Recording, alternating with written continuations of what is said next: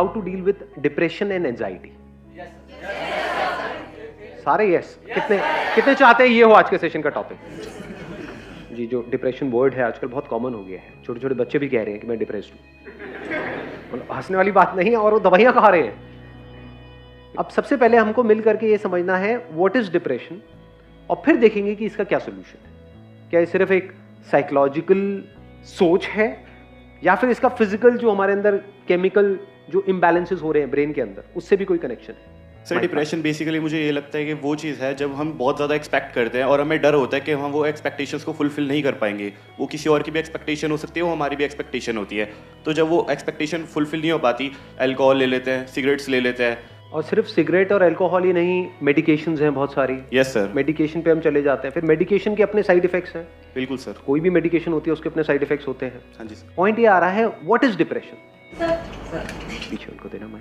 State of mind पे depend कर रहा है कि हम नेगेटिव सोच रहे हैं पॉजिटिव। कि जिस तरह से हम सोच रहे हैं, जिस तरह से हमारे फीलिंग्स इमोशंस काम कर रहे हैं, क्या इसके पीछे कोई फिजिकल रीजन भी है?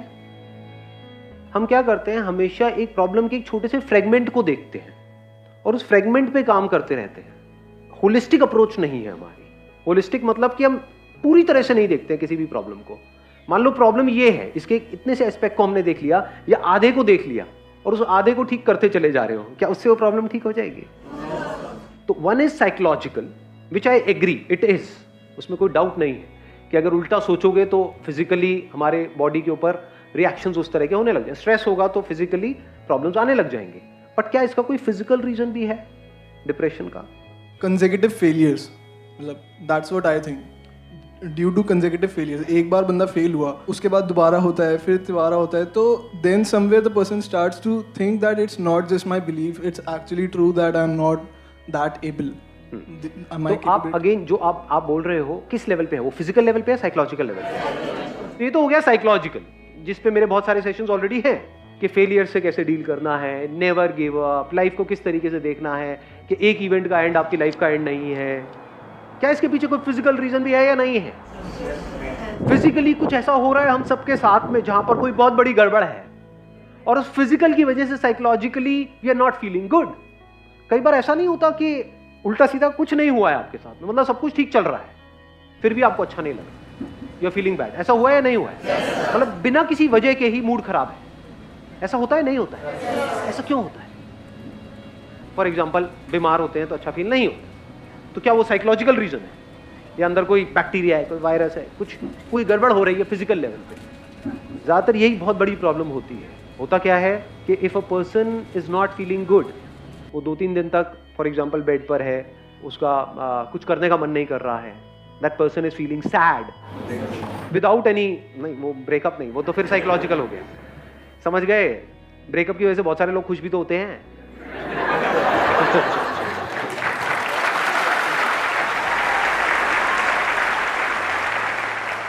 ध्यान से समझ लेना, आप किसी डॉक्टर के पास में जाओगे तो वो साइकोलॉजिकल पे ज्यादा ध्यान नहीं देगा। वो क्या करेगा, फटाफट से अपना वो निकाला, उस पर लिखा ये खा लो, तो वो किस लेवल पे काम कर रहा है? फिजिकल। और एक्चुअल में साइकोलॉजिकल लेवल पे आपको खुद काम करना होता है, कोई और आपके लिए नहीं कर सकता है। बाहर से कोई कितना भी बोलता रहे, चाहे वो डॉक्टर बोल रहा है, चाहे मैं बोल रहा हूं, चाहे कोई और बोल रहा है, इतना फर्क नहीं पड़ता है जब तक कि आपके खुद के अंदर से ना आ जाए कि मुझे अपनी थिंकिंग को चेंज करना है। तो साइकोलॉजिकली अपने आप को कैसे ठीक करना है, वो किसके हाथ में कंट्रोल है? पूरी तरह से आपके हाथ में है। पहले तो इसको अच्छे से समझ लो। जिसने सोच लिया कि नहीं अब बहुत हुआ, अब मुझे आगे बढ़ना है लाइफ में, 1 सेकंड में बाहर, मतलब 1 महीने तक बैठ करके रो रहे थे, ऐसा होता है लाइफ में? नहीं होता है। फिर कुछ गड़बड़ हो गई, पड़े हुए हैं, अरे यार सब खत्म हो गया, सब बर्बाद हो गया, अब कुछ नहीं बचाया है, अब तो कुछ हो ही नहीं सकता है, मेरी जिंदगी झंड है, ये सब उल्टा सीधा अपने आप को बोले चले जा रहे। एकदम से एक मूवमेंट नहीं आता है, चल खड़ा हो, आगे बढ़े यार, कोई बात नहीं, क्या हो, और एकदम से सब कुछ बदल जाता है। इसको बोलते हैं साइकोलॉजिकल। उस वक्त अगर फिजिकल भी जो हमारी बॉडी का जो केमिकल लोचा है वो हमारा साथ दे तो और अच्छा हो जाएगा।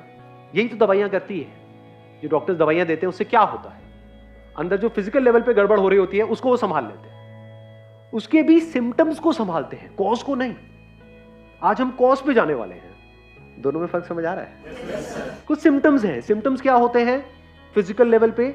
कुछ तरह के केमिकल्स हैं जो रिलीज होने चाहिए हमारे अंदर ब्रेन में, फॉर एग्जाम्पल सेरोटोनिन है, डोपामीन है, कॉर्टिसोल तो स्ट्रेस हार्मोन होता है बेसिकली। कुछ ऐसे केमिकल्स हैं जो रिलीज होने चाहिए, वो रिलीज नहीं हो रहे हैं, तो you are feeling bad without any reason. उसके साथ में कुछ और भी उल्टे सीधे थॉट्स चल रहे हैं, तो और एक साइकिल घूम रही है। उन थॉट्स की वजह से और बुरा लग रहा है, जितना बुरा लग रहा है और थॉट्स आ रहे हैं। जब मूड खराब होता है तो कैसे गाने सुनने का मन करता है?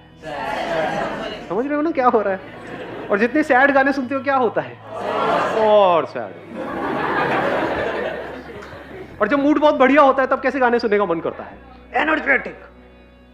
समझ रहे हो ना ये कैसे एक दूसरे को इंपैक्ट करता है, फिजिकल और साइकोलॉजिकल। इन दोनों को अगर हम समझ पाएं और इन दोनों लेवल्स पे अच्छे से काम करें, तब जाकर के इस प्रॉब्लम का हम एक्चुअल में परमानेंट सॉल्यूशन निकाल पाए। अब इसको ध्यान से समझ लेना, मतलब फिजिकली क्या गड़बड़ होती है, कुछ ऐसे केमिकल्स हैं जो रिलीज होने चाहिए हमारी ब्रेन में, वो नहीं होते हैं, जिसकी वजह से वी स्टार्ट फीलिंग बैड। और कुछ ऐसे केमिकल्स हैं जो रिलीज नहीं होने चाहिए, फॉर एग्जांपल कॉर्टिसोल, वो रिलीज होता चला जाता है, स्ट्रेस हार्मोन भी बोलते हैं उसको। तो ये मेडिकेशंस क्या करती है, उसको ब्लॉक करती है जो रिलीज नहीं होना चाहिए, और जो होना चाहिए उसको आर्टिफिशियली क्रिएट कर देती है, वो रिलीज होने लग जाता है, तो आपको अच्छा फील होने लग जाता है। दवाई लेते एकदम से अच्छा फील होने लग जाता है। बट क्या ये परमानेंट सोल्यूशन है? बीमारी का इलाज करने के दो तरीके हैं। एक है बीमारी के जो सिम्टम्स हैं सिर्फ उसका हम इलाज करें, एक है बीमारी की जड़ को काट दें। फॉर एग्जाम्पल गाड़ी में आपके फ्यूल नहीं है और आप साइकोलॉजिकली बड़ा अच्छा सोच रहे हो, मुझे वहां जाना है, ये मेरा गोल है, मैं इतनी स्पीड पे चलाऊंगा, सारा प्लान बना लिया, गाड़ी में फ्यूल ही नहीं, दबाए चले यार रेस। तो रीजन क्या है? फिजिकल है, साइकोलॉजिकल है? फिजिकल है। ऐसे ही बॉडी में अगर हमारे फ्यूल ही नहीं है या फ्यूल में ही मिलावट है तो रीजन फिजिकल हो गया। मान लो किसी का पेट ब्लॉक है, 4-5 दिन से काम ही नहीं हुआ है, और वो यहां पर बैठे हुए हैं, बैठे होंगे